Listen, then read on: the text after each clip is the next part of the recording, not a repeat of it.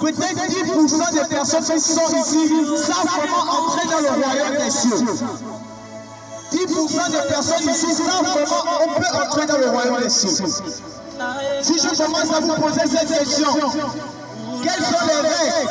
Qu'est-ce qu'il faut faire pour entrer dans le royaume des cieux?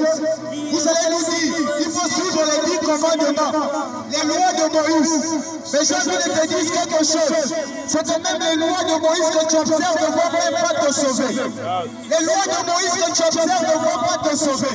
Dans le Coran, on appelle Moïs Moussa. Les lois que Moussa t'a données ne vont pas te sauver. Ça ne te sauve pas. La Bible nous raconte une histoire.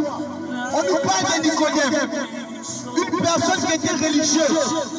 Une personne qui partait à l'église. Mais il ne savait pas comment on entre dans le royaume des cieux. Il est allé voir Jésus-Christ de nuit. Il a dit,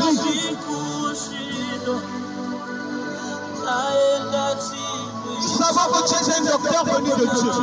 Jésus m'a dit, en vérité, je te le dis. Parce que Jésus connaissait les pensées de Nicodème. Jésus m'a dit à Nicodème, en vérité, je te le dis.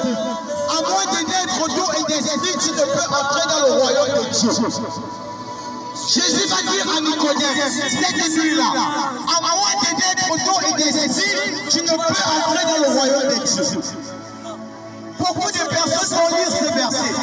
Plusieurs personnes connaissent cette histoire. Plusieurs religieux nous ont toujours lu cette parole. Mais ils ne nous l'ont jamais expliqué. Mais ce soir, je vais t'annoncer quelque chose.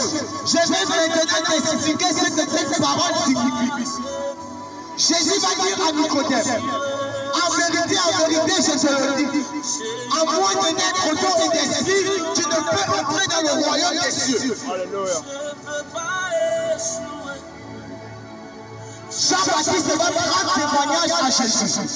Jean-Baptiste dit, moi, je vous baptise d'eau, mais il viendra un qui est plus puissant que moi, il est plus grand que moi, lui, il va vous baptiser de Saint-Esprit et de feu.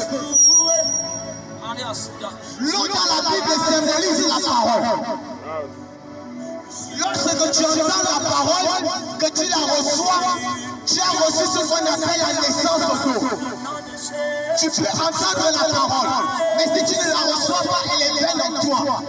La Bible déclare, tu connaîtras la vérité et la vérité te rendra libre. La vérité qui te rend libre n'est pas la vérité que tu entends, mais c'est la vérité que tu connais.